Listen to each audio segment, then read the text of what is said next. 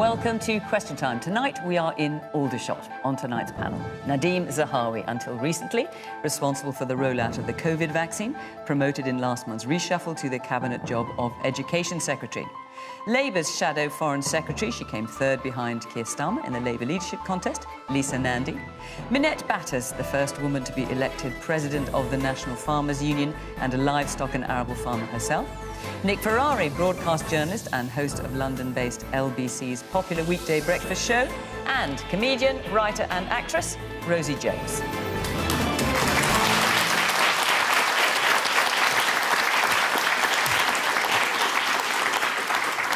Good evening. Welcome to my panel here. Welcome to our audience in Aldershot. Very nice to see you all in person. It's still exciting after such a long time of not doing that. And, of course, welcome to you at home. Do join in the conversation the usual way on social media at BBC Question Time, and we'll hear what you've got to say about our topics. So our first question tonight is from Hassan Chauhan.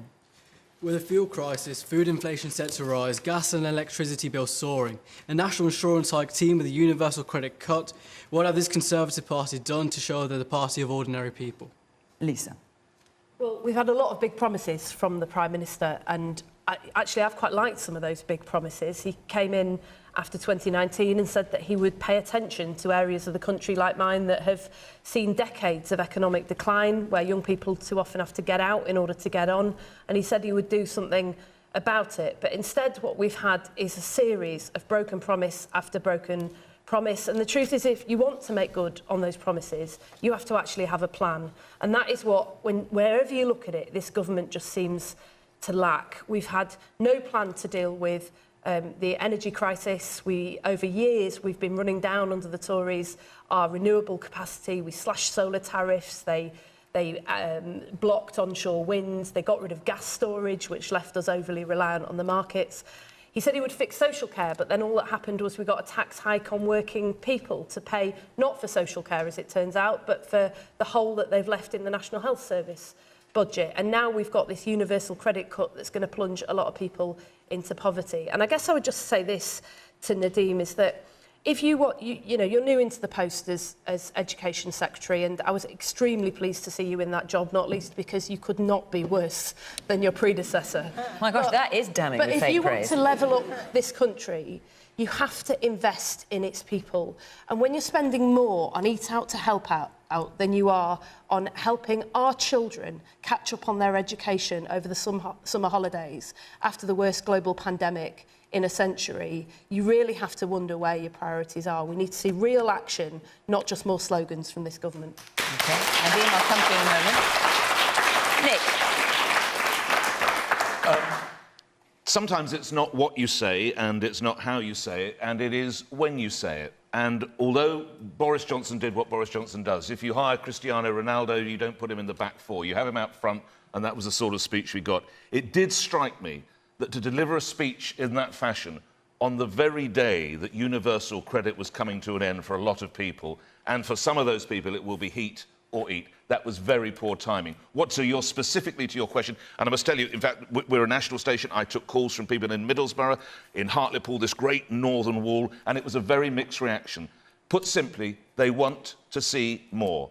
Big on slogans, little on detail. Look, if optimism could heat our homes, we'd all be in a great place from yesterday. Sadly, it doesn't, and we'll be paying the bill. Nadhim? Hassan, COVID has been painful, and I know as the COVID minister what we had to do, COVID deployment for the vaccine. We've put £407 billion in support for the economy. At one stage, we were paying furlough to 11.6 million people.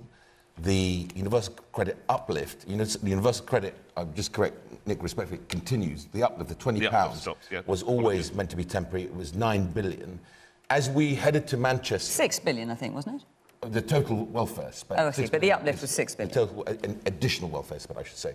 As we headed up to Manchester, Hassan, we're now an extra £500 million for those families and individuals who will find it hard this winter because of their utility bills, because of their need for additional support for food, and that will go through their local government, through councils who know them and are probably best placed to help them So all that is happening. Plus, of course, remember the introduction of the national living wage. That's put £4,000 a year in additional money in people's pay packets. So all that support. Plus, of course, remember we've got Kickstart, and that is another 2 billion in the scheme to get people back to work, and Restart, which is 2.9 billion. So a lot of money is going into getting people who aren't in the workplace into the workplace. OK, well, let's see what our audience make of that. We are, I think, doing the right thing as we transition out of COVID back to a world where work is, yes, the economy's in a good place to deliver. We've got lots of hands up, Nadine. Let's hear a bit what people have to say. The woman there at the back. Yes. We've heard Boris say this week, build back better, levelling up, high skills, high wages. But my fear is that it's the poorest and the most vulnerable who will be left behind after all those sound bites. The man here in the front.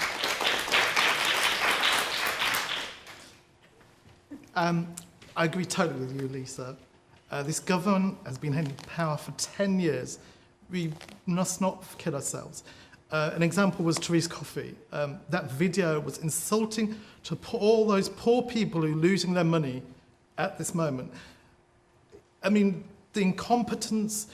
The Tories have been told, everyone, they keep spouting, they've got So what video are you referring to? Is that the one of her dancing at the conference? Yes, it's his dance. I mean, obviously lots of people dance at the Well, conference. no, Saying, let the hair down at the end of the day. She was singing "I've had the time of my life," though, while people lost thousands of pounds out their pocket. It comes back to the when. It's incompetence. But I think the Tories keep spouting we're the party of, economic competence. It's laughable. Where we are today, debt has gone up considerably. They keep saying, we like to reduce the debt. It's increased quadruple. They go to businesses and say, you're to blame by this. It's incompetence. It's irrational. And I think, hopefully, people must see what Boris is doing. He's kind of a clown, a joker, and he's a showman. That's what it is. We need real leadership. And my personal opinion, I'm seeing what Keir did last week. That's where your leadership is. We must trust in new leaders. That's my opinion. The man in the pink sweater. I think the universal credit uplift and then a downlift is the most idiotic thing I can imagine. I mean, the government always said it was going to be temporary. Yes, they did. But if you give somebody something and then they get used to it, when you take it away, that is a big blow. Especially when you need the money, especially when there's inflation that's going to be rampant in this country over the next few months. Whatever the gas price is, whatever the haulage crisis is, that money should not have been given if it was going to be taken away, because it just creates bad feeling and a bad taste in people's mouths, not only those that have it taken away, but even people like me who don't need it and didn't get it. Minette Batters. It sounds so much to cover in your question. I'm sort of wondering where to go. But to your point on universal credit, which is meant to be helping people up the employment ladder effectively, I guess what shocks me at the moment is the sort of speed of change with massive inflation across all sectors. The situation with energy, which we don't own, which we should. We saw the closure of CF fertilisers producing ammonium nitrate. That is one thing. But on the back of that, CO2, no CO2. And I think the word for me that is missing out of the thinking, and not taking anything away from Nadine and the fantastic progress made with vaccination, I mean, incredible. And fantastic support in many ways for business with furlough, bounce back, hospitality, grant loans, all of those other things. Now, as we come out of it, we've got to tread slowly and carefully and make sure we don't leave anybody behind. And these massively rising costs, I think when we look at the wider aspect, 70 million people, energy for 70 million people, food supply, the just-in-time way of working on food supply. We all saw in lockdown last year empty shelves. Everybody in this room will have experienced empty shelves. They couldn't buy what they wanted when they wanted. And those lessons seem to have been forgotten from just 18 months ago. We cannot take energy for granted. We cannot take food supply for granted. They have to have a long-term approach, long-term investment. and a will from government to work with business. And I guess what I feel on behalf of business at the moment, it doesn't feel like government really wants to work with business. And this adversarial approach, it just cannot carry on. It is exhausting, it is wearing. We've got to come together. We all know that lovely word partnership is the best way forward.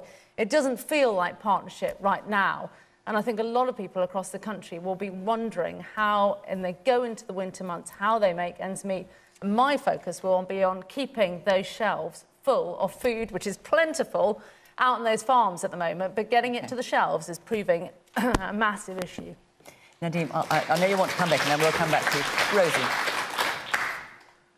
Well, I watched Boris's speech yesterday, and he talked a hell of a lot, but I didn't hear anything. It was all visions, and right now this country doesn't need visions.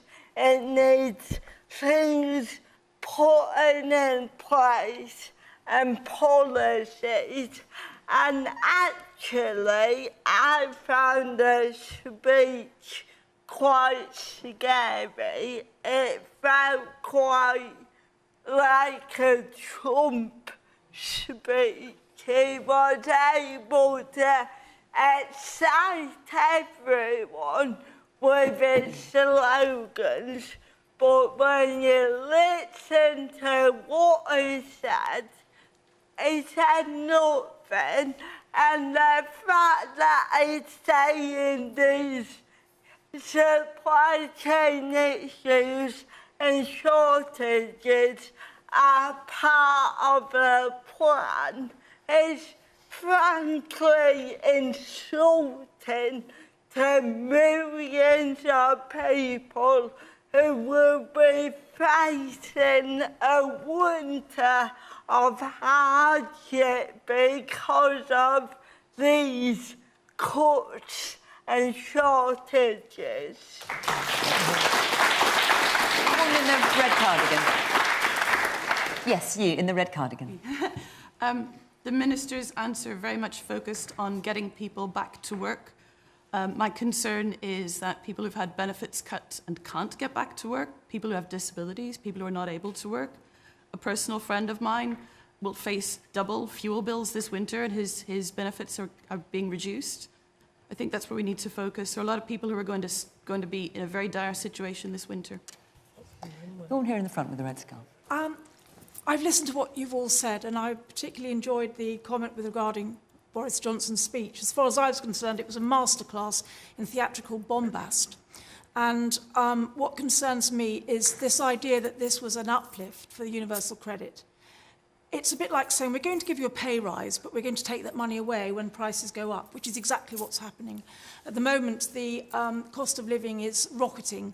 I work in a local supermarket, and I have seen with my own eyes the fact that the shelves are emptying, that people are saying, I only had somebody only the other day saying to me, she bought an item she buys regularly, gosh, it's gone up 10p, from 50p to 60p. Now, that's one example, but I can give you hundreds of examples. The reality is that the people who are at the most disadvantaged are going to be dreadfully badly hit. And we've had enough of seeing in this country people going to food banks, people living on the streets, people unable to afford rent. And yet we're still determined to make life even harder for the people who already have it hard. Woman in the glasses. Yesterday, the Prime Minister's speech, I think people were hoping for some substance, and all they got was jokes.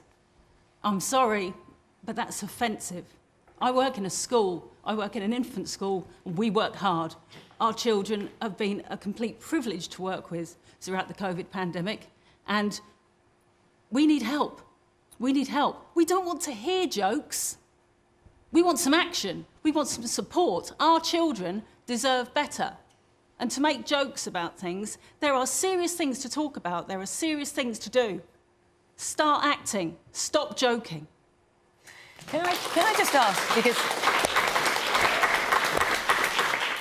Is there anyone here who thought Boris's speech was exactly what the conference needed? That they thought it was the right thing? Now, hang on a second, I'm asking the audience. Are you agreeing or shaking your head? No, you didn't. Well, look, Nadhim, listen, I need to come back to you. Now, we select our audience very carefully on question time to be politically representative. The government has a large majority, so the largest group voted Conservative here. And yet, this is what you're hearing. And I opened by saying to Hassan that we've been through an incredibly difficult period. Yes, but everyone knows that because we've all lived through it. What they're asking for is something to happen and a plan from what I'm hearing. If you'll allow me to just finish a sentence. We've put 407 billion into protecting jobs. I talked about the furlough scheme, which Minette talked about, but let's look at what we did just before we got to Manchester. £500 million for this winter to help those families that you are all talking about. The Warm Homes discount is for 780,000 pensioners and families on low incomes, which will give them £150 off their fuel bills. So why do you think that's not cutting through to people? Because you can list these policies, but people don't seem to be hearing it. Your question was very much focused on the Prime Minister's speech. It wasn't my question, in fairness, it was a question from the audience. I'm really just saying that many of the announcements were made before we got to Manchester. The adult social care reforms, 36 billion going into getting the NHS to catch up on the waiting list, and then into adult social care, dealing with most families get absolutely taken apart if a member of the family has dementia and they may lose their home. Boris Johnson has dealt with it. I was a young Conservative going to successive party conferences. My own party couldn't deal with it in previous governments. Labour couldn't deal with it under Tony Blair. Boris dealt with this. And I think it's important to remember that the national living wage is putting £4,000 a year more in people's pockets. The economy, that support, that 407 billion that we've put in has meant that the economy's done better. There are 2 million fewer people out of work today than that was forecast when the pandemic hit. Now, Lisa and Andy, I just wanted to come back on a couple of things. You said we're not doing anything on wind production. The United Kingdom today is 36%, almost 40% of all the world's offshore wind production. That is a huge investment under a Conservative government, and Boris wants to quadruple that. No, hold on a second. But you said we haven't done anything. All those policies, all those things were done. So the Prime Minister doesn't have to name every policy in his speech. His team, his parliamentarians. My job, and thank you to the early years teacher who was talking about the hard work, because you've stayed open since June 2020, or looking after the youngest in our society. My job is to make sure we level up teaching, which is why we announced in the Prime Minister's speech £3,000 bonus for the teachers in maths, in chemistry, in physics, who will stay on. We can retain in the most disadvantaged parts of that country to those schools that need them most, because those children have talent, they just don't have opportunity. That is what we're doing. Okay. Nadhim, there was no shortage of wind in Manchester, and there's no shortage of wind here tonight in Aldershot with you. Let's be honest with that. Is there a valid argument that the temporary uplift in universal credit has to be addressed? Yes. Why, for the love of all that's holy, as these folk are looking, winter is rolling in, we all look at our thermostats nervously, why would your party choose to do it then? Or if you have to, why not, like the furlough scheme, could you graduate to help those who need it most rather than cut it off right? You talk about wind, it's blown in the wrong direction, chum. Nick, you are being unfair, because you know we also announced, as we arrived in Manchester, £500 million for exactly those people. Then why aren't they getting it? On their fuel bills, on helping them with, if they need additional help with food or anything else, through local government. And if you're going to criticise something, at least also admit that we've done something about it for the most needy. OK, I'm going to move on, take another question. Before I do, I just want to tell you that we will be in Nottingham next week. And after that, we're in Glasgow, where we will be joined by the actor and star of the HBO television drama Succession, Brian Cox. Yeah, look, Lisa's excited. I know, and you might want to come to that one. I'm a big fan of Succession. Anyway, come along and join the debate by being part of the audience. We'd love to see you. So that's Nottingham next week, Glasgow the week after. You can go onto the Question Time website and you'll find the instructions there how to be part of our audience. So come along. Right, we'll take another question now from Susan Pratt. Allowing the mass slaughter of pigs, which will not go into the food chain, what has gone wrong with our domestic food production? Right, well, the obvious person to come to, first of all, is you, Minette, as head of the National Farmers Union and a farmer. this has been a really, really difficult time. It's been heartbreaking to witness. I mean, 18 months ago, farmers were the key workers. They are the key workers. They are providing 60% of the country's food. The comment was made earlier about food banks and austerity.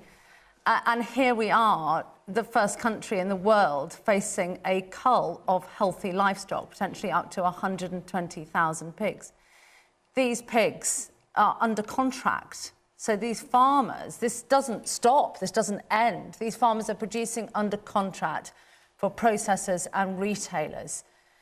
And so... And just to be clear, so when you say a cull, they won't go in, we won't be eating these pigs, they will be incinerated, and that's the end of it. They'll never come into the food chain. They will have to be destroyed on farm, either using a bolt gun or a lethal injection, which is a massive, massive issue for the vets in this country that are there to save lives, not to shoot or destroy healthy livestock.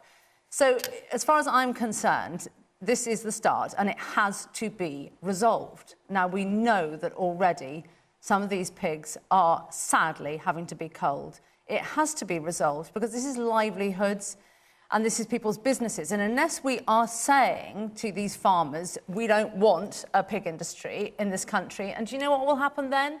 We will import pig meat that is produced to lower standards. And what will that say to the British people, the British consumer, that wants to have high quality, high welfare British pork? So this has been a human disaster for those pig farmers who are absolutely distraught. I must make a comment that George Eustace, I think, is doing everything he can as the Secretary of State in DEFRA, and I believe Steve Barclay, who is charged with saving Christmas yet again, I think it's the 4th Christmas we've saved, is also doing everything he can, but we haven't got this over the line. I haven't been able to get to see either Kevin Foster or Priti Patel in the Home Office. And it doesn't end there, I might add. You know, when we talk about low-skilled, unskilled workers, these, again, were the key workers. We've seen record levels of food wastage on farm. We've seen a daffodil harvest that didn't happen. You know, we've seen hundreds of thousands of pounds worth of tomatoes wasted, and these sectors are worth such a lot to our economy. Daffodils worth, you know, well over 1.3 million pounds. We've got a flower sector that is worth £2 billion. The berry sector, we're self-sufficient in berries from April. It goes on and on and on. So we have to resolve it. And the more we talk about low-skilled, unskilled, low-paid, that is not the case. Butchers are on £15 an hour. For the nurses in here, you know, your staff nurse is on £13 an hour. So butchers are on £15 an hour, but we've got a shortage, and we've got to have a dial up, dial down, so that we can sort this crisis. We can make sure that we have high-quality British food on the shelves, and government, I hope, will remain an ambition to grow our 60% self-sufficiency. At the moment, it feels like farmers don't matter, and we don't want to see British food produced in this country, and that has to change. Lisa. Well, farmers have been warning for months now that there's a problem with the shortage of abattoir workers. And, you know, I heard what Minette said about individual ministers trying to do their bit, but what we need is the Prime Minister to get a grip on this, because people are watching their livelihoods go up in smoke. My cousin is a farmer. I know how tough it is to have to work in that industry all year round with all of the pressures that are on people, but to have to slaughter perfectly well animals in the middle of a pandemic when we've seen food shortages, I mean, it really is quite an unbelievable place to have got to. There are things that could be done right now. The National Farmers Union has proposed a number of measures, including the fact that at the moment we've got temporary workers who are here, they're on temporary visas, they could switch to being able to work in the abattoirs, but at the moment they have to go home in order to reapply, in order to come back. And so the government could take some steps right now that would ease the problem. But in the end, the only way that you fix this problem is to improve conditions in the industry. It's not necessarily about wages. It's not all about wages. It's about the conditions that people have to work in as well.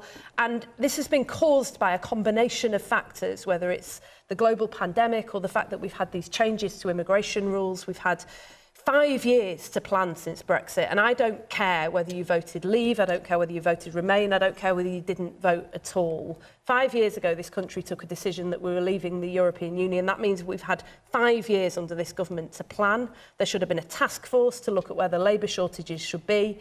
We should not be in a position right now where farmers up and down this country are facing the prospect of having to slaughter perfectly well animals at a cost to the food supply chain simply because this government hasn't got a plan.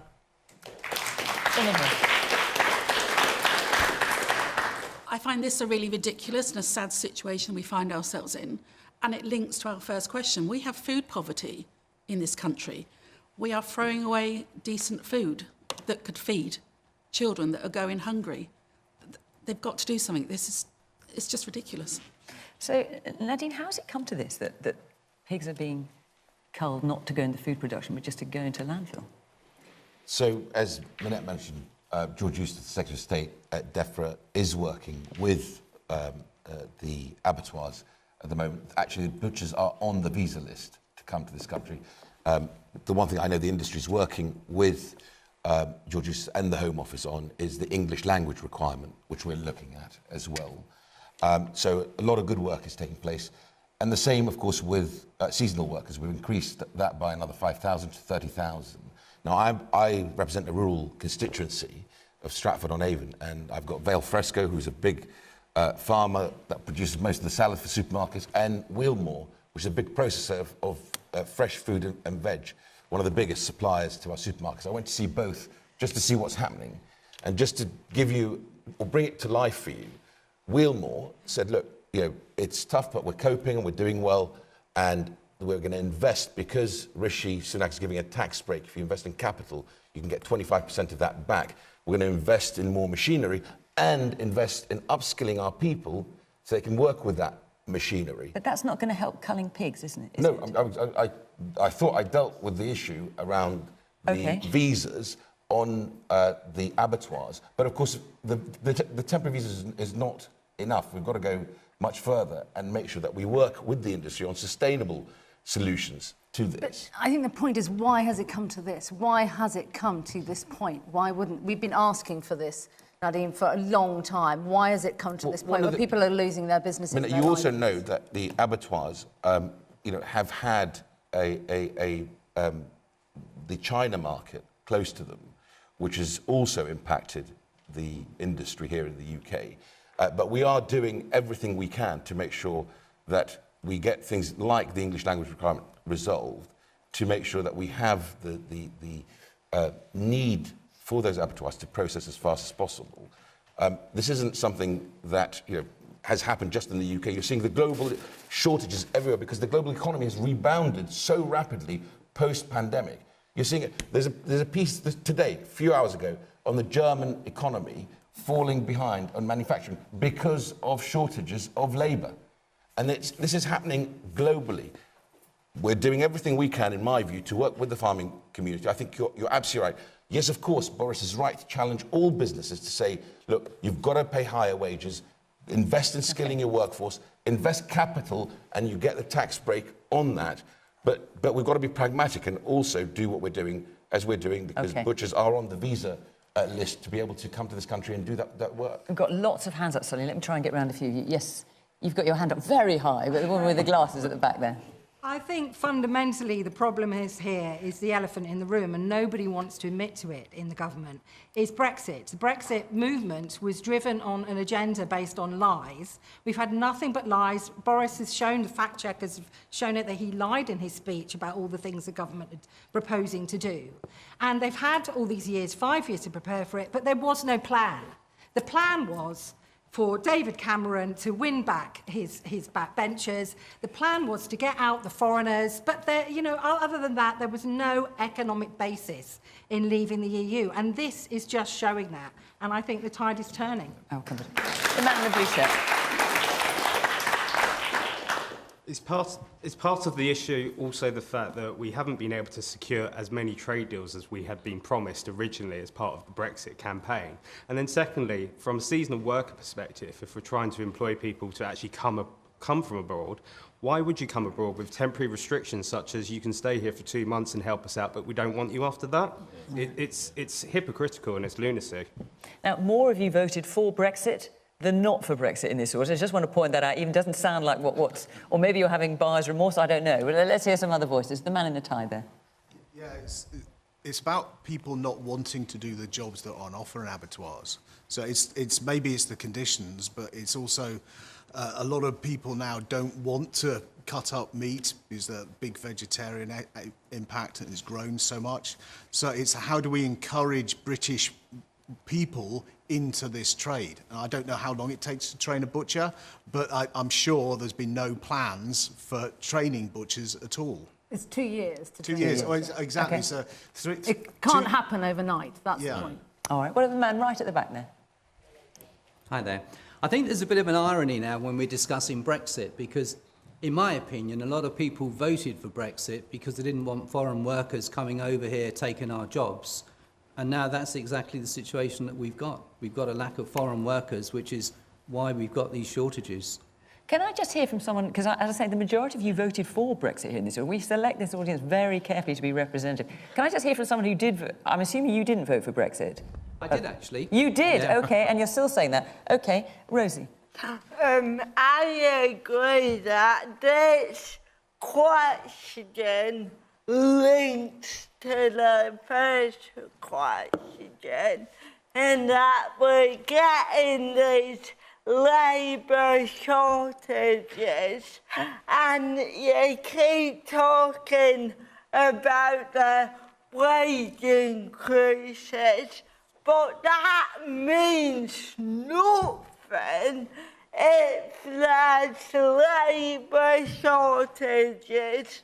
So then the food prices rise, and it's a case of inflation, and the majority of people who will get a wage increase won't feel it because the cost of living will continue to increase.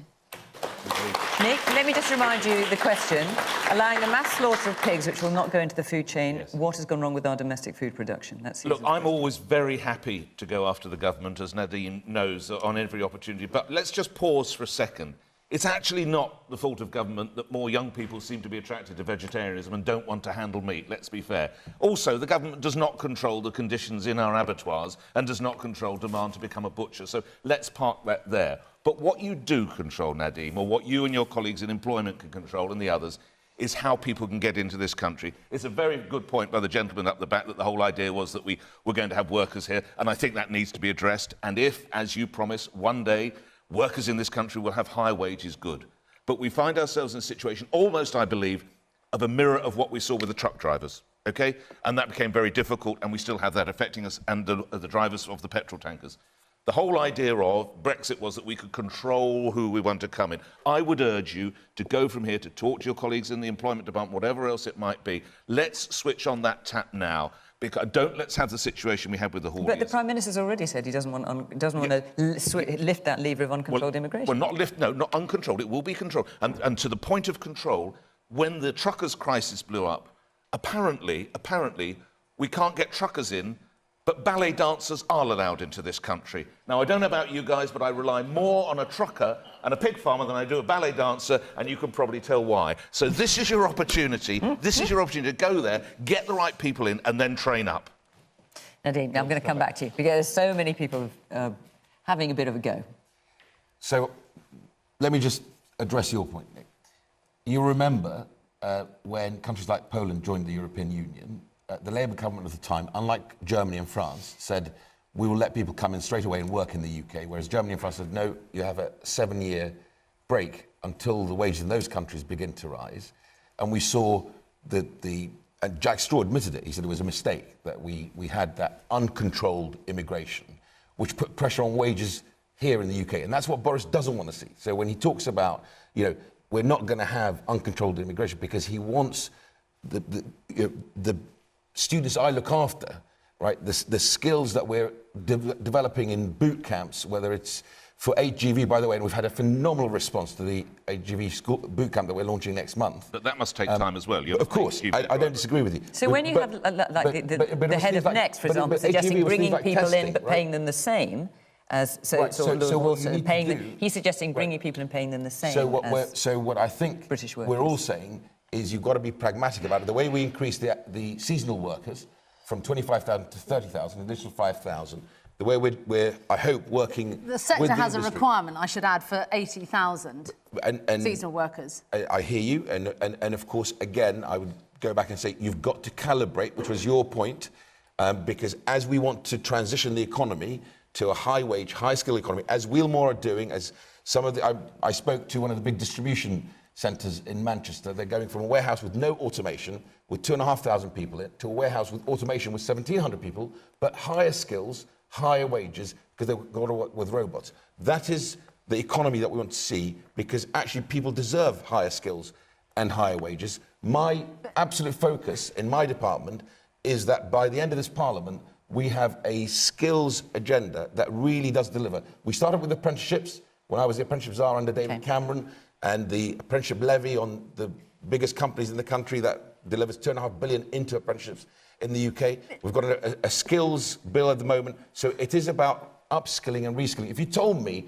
under Cameron that we'd have a Prime Minister that would actually deliver a policy that any age, at any time, you can pull off modules and upskill and reskill and we'll back you, I would have bitten your arm off. Boris Johnson is delivering that in the lifetime skills guarantee. But, Nadhim, you seem to be all these unskilled jobs. I mean, we're never going to have a machine that will make a bed in a hotel. Are you classing that as unskilled? No, of course not. Well, exactly. Are you classing people that cut broccoli, pick strawberries as unskilled? No. Because, how do you get more skilled at picking a strawberry? Right. I mean, these are skilled jobs. They are important jobs. Making beds are important jobs. The care sector is important. Okay. So all these unskilled jobs, what are the unskilled jobs then? Well, let me answer that. If you go to Wheelmore, who's... I'm sure you know them well because it's your industry. Gosh, Wheelmore's having a fantastic night on the programme, isn't it? What about everybody? And other companies are available, I have to say. Let me tell you. They're all like... No, but do you want to answer Minette's question? Go on, what is an unskilled job? I'm trying to answer Minette's, if you'll allow me. If you go there and you'll see on fresh fruit and veg, which is to your point, right, they're putting new capital to work for more machinery that can do... everything from videoing how the fruit and veg... You've told us that we heard that, They're all doing that. They're all doing it. And what does that mean? Higher skills, higher wages, Minette. And that's the whole point of this discussion, right? And the same is happening across all sectors of the economy. That's a good thing. Okay. But to Nick's point, what you've got to do is work with industry to take us on that journey and not to go straight to, the cheap labour that we gorged on because of uncontrolled migration. Cheap labour. It wasn't cheap labour. You're paying seasonal workers £15 an hour at the moment. It wasn't cheap labour. All right. I'm going to move on. Well done, Wheelmore. You've had a big shout-out on Question Time. This has been your night. OK, it's a great business. I'm sure it is. That's enough about Wheelmore. Right, let's take a question from Ian Evans. Good evening. In view of his public denial, should Prince Andrew go to the States and face his accuser in court? Right. Now, let's just get the facts here. So Virginia Giuffre, an American woman, has accused Prince Andrew of sexually assaulting her 3 times in the States when she was underage there, which was 17. Prince Andrew denies it. He doesn't recall meeting her. And there's a legal process going on here, which we have to be aware of. Ian, I know from when you submitted this question... I know from when you submitted this question, I could see that you'd written that you are a former police criminal investigator. I am a retired criminal investigator. Retired, yes. So what's your view with that background? In his shoes, it depends whether he's told the truth, really. Well, obviously, he says he is telling the truth. In his shoes, if I was in his position, if I was telling the truth, I'd want to go and see what corroborative evidence there is for this, because in my line of work that I used to do, we would normally be looking for some corroborative evidence of an offence, such as DNA or CCTV or independent witnesses, that kind of thing. So you think he should go to the States? Well, yes, I do. OK. All right. OK. Nick, your view? Well, because I don't fancy a night in the Tower, I might be rather brief about this one. I hear what you say, sir. Is it John? Ian, I'm sorry. Ian. I hear what you say, Ian. This is how I'm going to sum it up. The Queen has been through the most trying period of her life, I would imagine. Not that long ago, she lost her consort of goodness knows how many decades. She's also got the issues of one of her grandsons living in California, which we are also going to park there.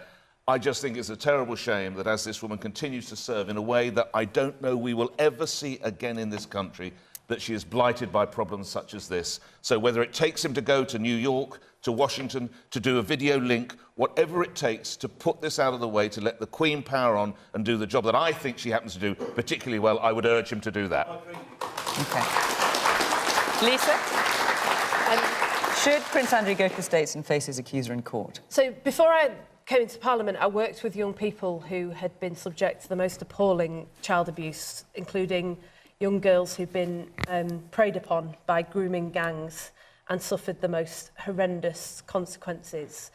And I have to say to you that so often in those cases, every bit of the system is stacked against those young women and sometimes young men who come forward to allege abuse. It takes incredible courage and bravery to do it. And whilst I'm not trying to prejudge the outcome of any kind of legal action in this case, I say that the fact that they don't have access to people in power, the fact that so often they're not believed, the fact that so many times there is pressure put on them and their families to just shut up and go away instead of rocking the boat, all of that makes it far, far more important that people who are in positions of power adhere to the highest possible standards in these cases. That means being open, it means being transparent, and it means making every effort to support the effort to have a fair hearing and a fair trial. So I agree with Nick, and I think it's high time that some action was taken in this case. So, but I don't know what your answer to the question is. Do you think he should go to the States? I think he should. I think that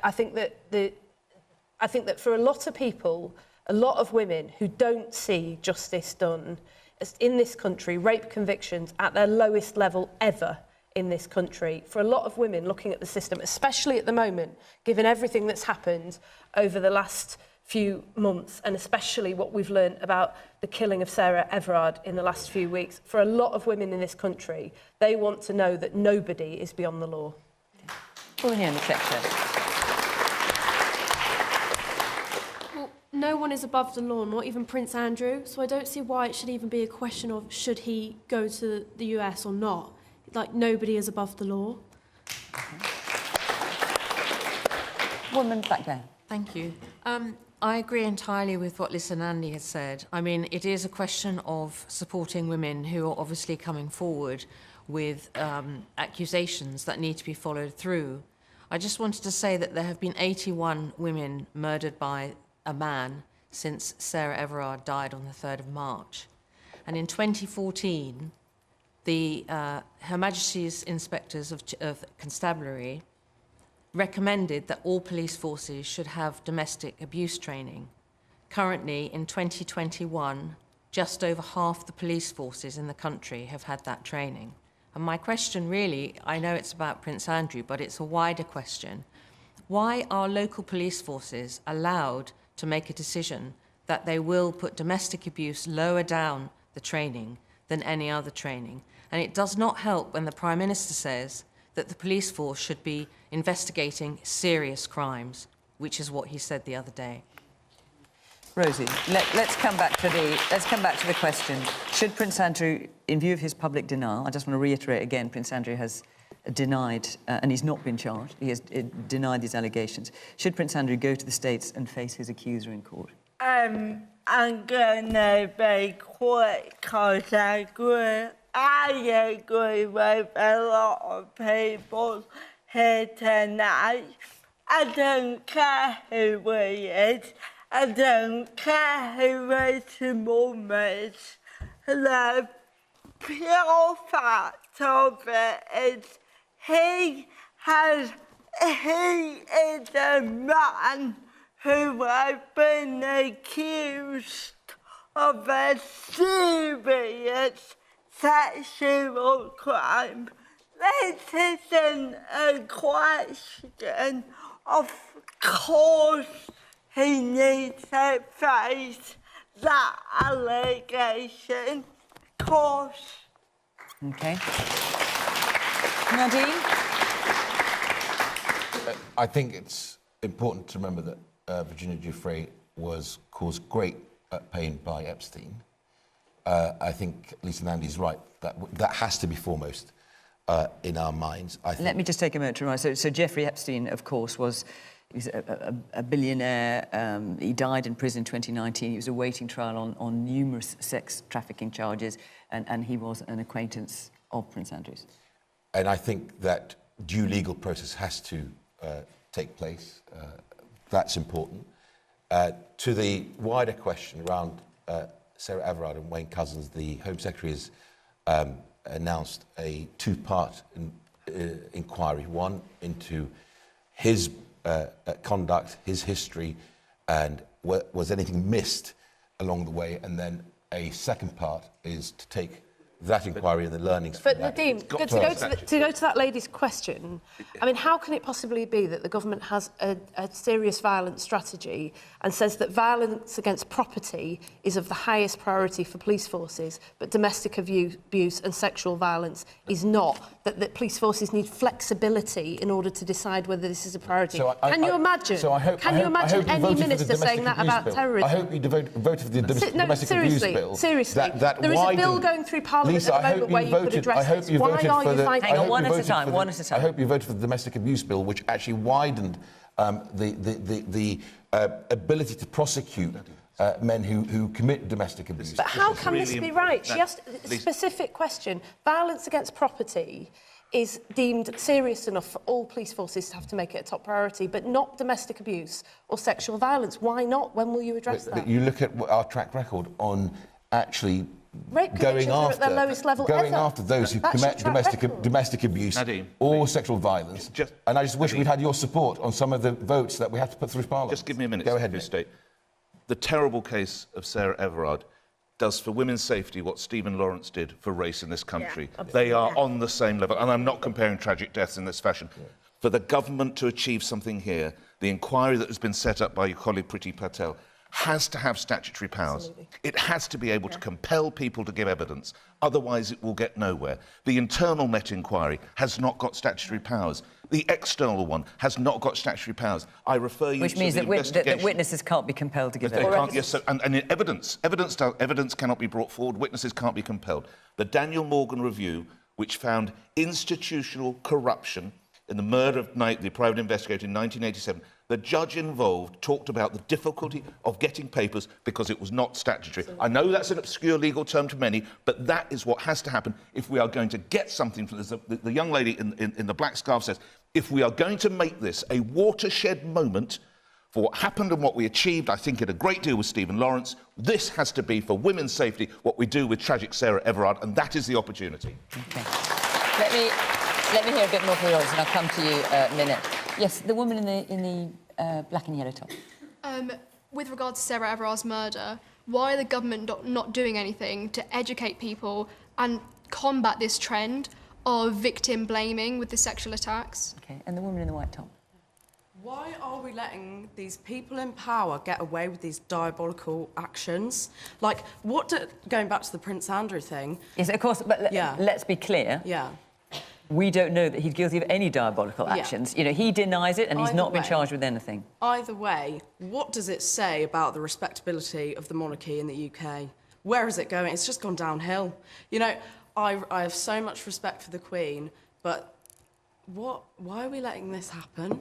What's going on about, like, women's safety in general? Why do I no longer feel... That was really a police officer, respectfully. That's where we have to address it. That was an incredible misuse of the power, which must never be allowed to happen again. I would argue that's what we need to look for. Woman here in the front. I think it's very important to remember. I think the Prince Andrew question, he should be, to go to the States, he should be held accountable. But in the wider picture, going back to what the lady said, the culture of misogyny, of men treating women very badly indeed, has gone on for far too long. And I think, for me, what is most concerning is that I believe there are a lot of cuts to women's services. Now, a lot of these cuts in universal credit and other financial cuts are going to affect women most. Women are always the most vulnerable in society. They're always the ones in receipt of the most punitive financial cuts. And I just think we've got to rethink this. We've got to change. Society has got to change you mentioned Stephen Lawrence, which is a very, very good example. That was like a template for reassessing racism. And the Sarah Everard thing is actually the most revolting, disgusting thing that's happened to a woman in a long time. But she's not the only one. We talk about her because it was a police officer who committed the crime. But what about... I can't think of her name off the top of my head, which is appalling. Sabina Nessa. Yes. And who was the teacher? So many women being killed by their partners every week. And I think somebody who has been accused of something, like Prince Andrew, for someone of that elevation in terms of society, he needs to be held to account very, very seriously indeed. Well, I just want to reiterate again, because when you say he needs to be held to account, he has not been found guilty of anything, has not been charged with anything, but he is being accused of things, and that's as much as we can say. Minette, should he go to the States and face Virginia Giuffre and her legal team? I'm actually with Nick, 100%, actually in agreement with everybody on here. It needs resolving, as soon as possible. And do you think that's the way to do it, for him to go to the States? Well, it's hard to see how else it's going to be resolved, quite honestly. And it's gone on and on and on, and it needs resolving. Can I just very briefly on the Sarah Everard, Sabina Nessa point? So, we're all in the media. Most of what we say is... Well, you're a farmer. Yeah, but I'm standing up for my farmers at the moment, and in the media a lot. Most of what we say is probably forgotten the next day, or maybe an hour later even. But look, when I listened to Sarah Everard's mother give that statement, I will remember that, I think, to my dying day, because we've all got daughters, nieces, friends. We've all got people who could have got in that car, would have done. So I guess the question I am asking, and what that family must be feeling, is from March the 3rd. Why did it take from March the 3rd to October to call for that inquiry? Because that is what I would want to know if I was her mother. How?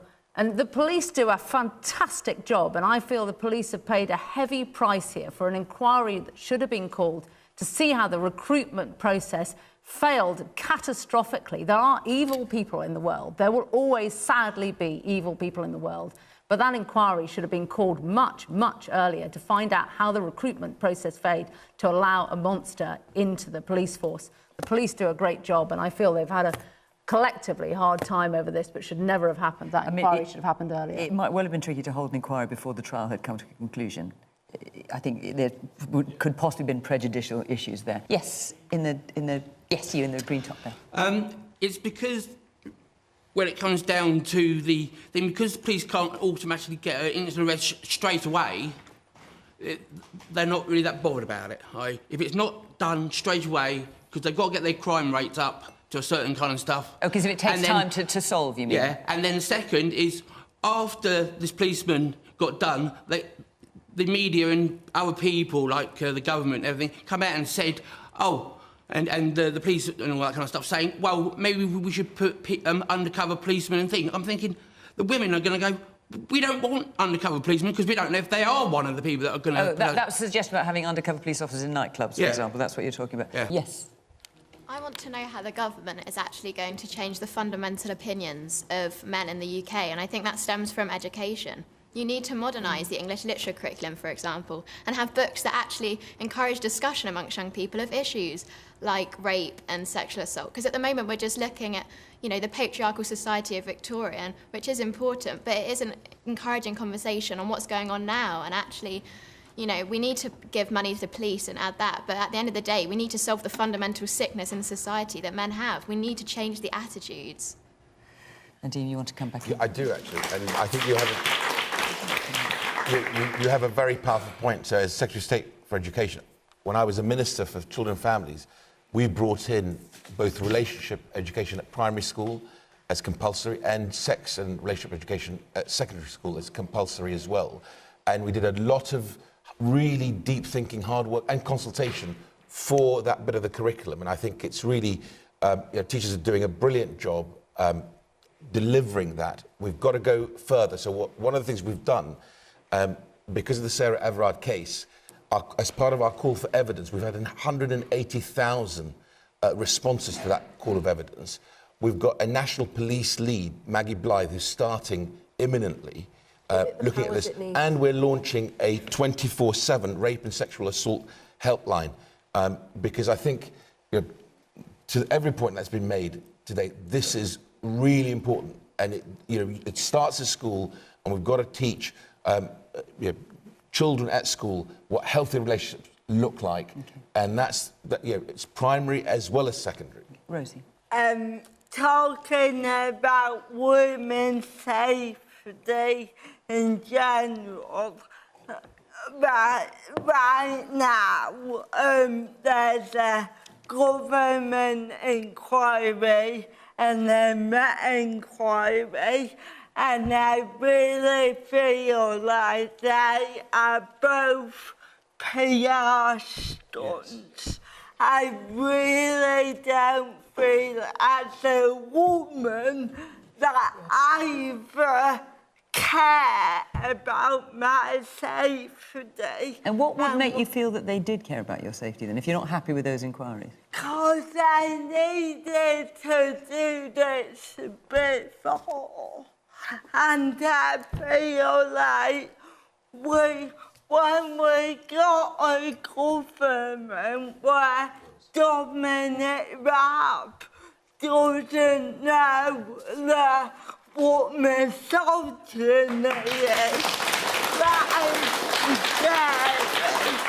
And my final thing is, I'm a woman, but also as a disabled woman, I don't feel safe at night.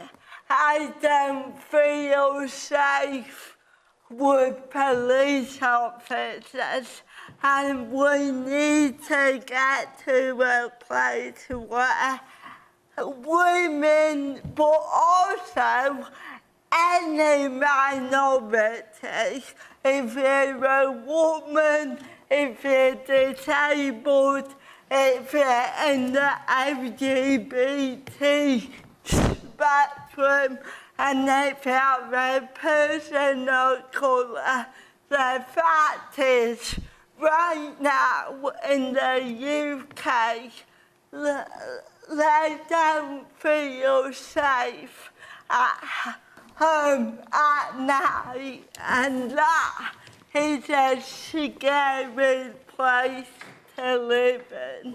OK, Rosie, thank you. Right. Still a few hands up. Forgive me, there, you in the front. Our hour is up, so I'm going to have to end it here. Thank you very much to the panel for coming along this evening. Thank you to all of you from Aldershot. Very good to see you. And, of course, thank you to you for watching at home from Question Time in Aldershot. Bye-bye.